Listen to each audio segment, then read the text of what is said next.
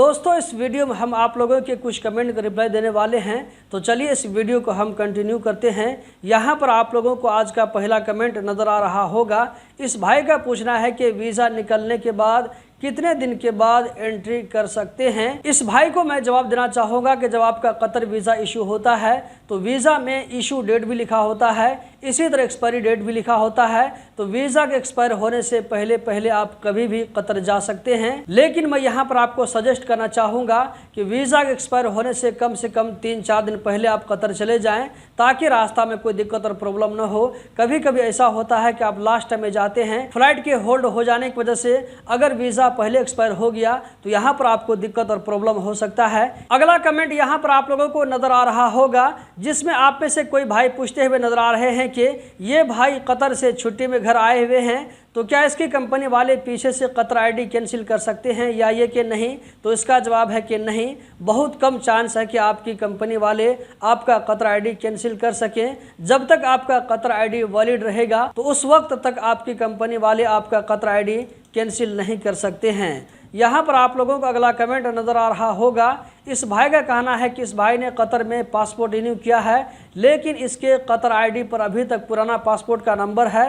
तो ये पूछना चाह रहे हैं कि इंडिया जा सकते हैं या ये कि नहीं। यहाँ पर मैं इस भाई को रिप्लाई करना चाहूँगा कि आपने जैसा कि कहा है कि नया पासपोर्ट बनवा लिया है, तो नया पासपोर्ट का डिटेल आप आईडी के अंदर में डलवा दें, उसके बाद में आप कतर से ट्रैवल करें, ये आपके लिए ज़्यादा बेहतर रहेगा। नया पासपोर्ट का डिटेल कतर आईडी के अंदर में ऐड करवाने के लिए आपको ज़्यादा से ज़्यादा 130 रियाल या कि 40 रियाल तक आएगा। इसका जो है गवर्नमेंट का फीस 120 रियाल आएगा, 10-20 रियाल आपको टाइपिंग चार्ज आएगा। बस इतना ही खर्च है। ये खर्च आप करवा करके किसी तरह ये काम करवा लें। अगरचे ये खर्च कंपनी वाले को करवाना पड़ता है, लेकिन कंपनी वाले अक्सर बेशतर क्या करते हैं कि ये खर्च अपने वर्करों से वसूल करते हैं। यहाँ पर आप लोगों को अगला कमेंट नज़र आ रहा होगा। इस भाई का पूछना है कि भाई हुकूमी ऑफिस कहाँ है स्मार्ट कार्ड लेने के लिए। इस भाई को मैं रिप्लाई करना चाहूँगा कि अगर आपके आसपास में कोई जवाजात है तो जवाजात में जाकर के बनवा सकते हैं। मेरे ख्याल से आप किसी भी जवाजात में जाकर के बनवा सकते हैं। ये कोई खास लोकेशन में नहीं बनता है, बल्कि जहां पर भी जवाजात है उन सारी जगहों पर आप जाकर के बनवा सकते हैं। यहाँ पर आप लोगों को अगला कमेंट नजर आ रहा होगा। असलम भाई, आप कतर की अपडेट देते हो, बहुत अच्छा करते हो, ये छोटी छोटी वीडियो बहुत हेल्पफुल रहती है। दोस्तों मेरी वीडियो के नीचे में कुछ ऐसे कमेंट भी आते हैं जो कि नेगेटिव किस्म के होते हैं, मैं इन सारी चीज़ को इग्नोर करता हूं, लेकिन वहीं पर आप देख सकते हैं कुछ लोग ऐसे होते हैं जिनको मेरी वीडियोस पसंद आती है और उनको कतर में अपडेटेड रहने के लिए हेल्प मिलता है। तो ऐसे तमाम भाइयों को मैं थैंक यू बोलना चाहता हूँ। अगला कमेंट यहाँ पर आप लोगों को नजर आ रहा होगा। इस भाई का पूछना यह है कि ये भाई फ्रीलांस वीजा में आए थे, इसने किसी दूसरी कंपनी में अपना वीजा ट्रांसफर करवा करके उसमें इकामा बनवा लिया। अब इस भाई को 1 साल गुजर चुका है, तो ये भाई पूछना चाह रहे हैं कि मैं किसी दूसरी कंपनी में चेंज करवा सकता हूं या ये कि नहीं। तो इसका जवाब है कि चेंज करने के लिए आप चेंज करवा सकते हैं, कोई दिक्कत की बात नहीं है, आपका एप्लीकेशन सबमिट हो जाएगा। लेकिन यहाँ पर एक मसला हो सकता है, वो ये कि अगर आपका एग्रीमेंट कंपनी के साथ में कैंसिल नहीं हुआ है, यानी कि एक्सपायर नहीं हुआ है, तो एग्रीमेंट के एक्सपायर न होने पर अगर आपकी कंपनी चाहे तो आपके एप्लीकेशन को रिजेक्ट भी करवा सकती है। ये बात आपको ध्यान में रहना चाहिए।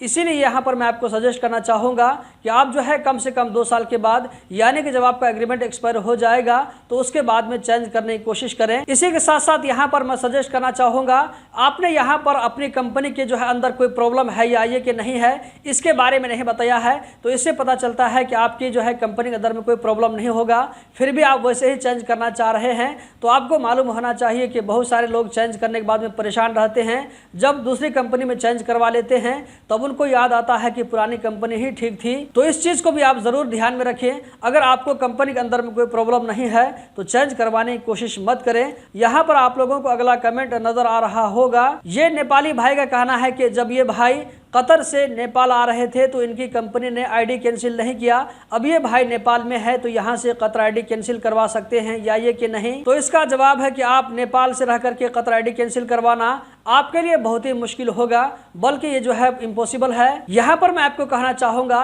कि आप वेट कीजिए, कुछ दिनों के बाद में कतर आईडी कैंसिल हो जाए, इस बात का जो बहुत ही ज़्यादा चांस है। कंपनी वाले खुद कैंसिल कर देंगे। कभी कभी ऐसा भी होता है कि कतर आईडी खुद ब खुद कैंसिल हो जाता है, तो आपको थोड़ा सा वेट करना होगा। यहाँ पर मैं एक और सजेस्ट करना चाहूंगा कि आप किसी एजेंट के चक्कर में मत फंसे। बहुत सारे लोग आपको कहने वाले मिल जाएंगे कि इतना पैसा दे दो, कतर आईडी कैंसिल करवा दूंगा। तो ऐसा काम आपको नहीं करना है, आपका पैसा बर्बाद हो सकता है। हम बढ़ते हैं आज के लास्ट कमेंट की जानिब, जो कि कतर में क्रिप्टो करेंसी के बारे में है कि कतर में ये लीगल है या ये कि नहीं है, इसके बारे में ट्रेडिंग करना चाहिए या ये कि नहीं। तो इसका जवाब है कि कतर में क्रिप्टो करेंसी अलाउ नहीं है, ये लीगल नहीं है। अगर ये काम कतर में लीगल नहीं है तो इसके करने पर आप अगर पकड़े जाएंगे तो आपके खिलाफ कार्रवाई भी हो सकती है। और यहाँ पर मैं सजेस्ट करना चाहूँगा कि क्रिप्टो करेंसी वगैरह में आप इन चीज़ों के चक्कर में आप मत फंसें, आपका पैसा बर्बाद हो सकता है। दोस्तों, उम्मीद करता हूँ ये सारी जानकारी, ये सारी जो है इन्फॉर्मेशन आप लोगों को पसंद आई होगी। तो वीडियो को लाइक करके आगे ज़रूर शेयर करें, हमारे साथ में जुड़े रहें ताकि कतर के बारे में आप लोगों को हर तरह की छोटी बड़ी खबर से बाखबर रहने का मौका मिल सके। बहुत बहुत शुक्रिया।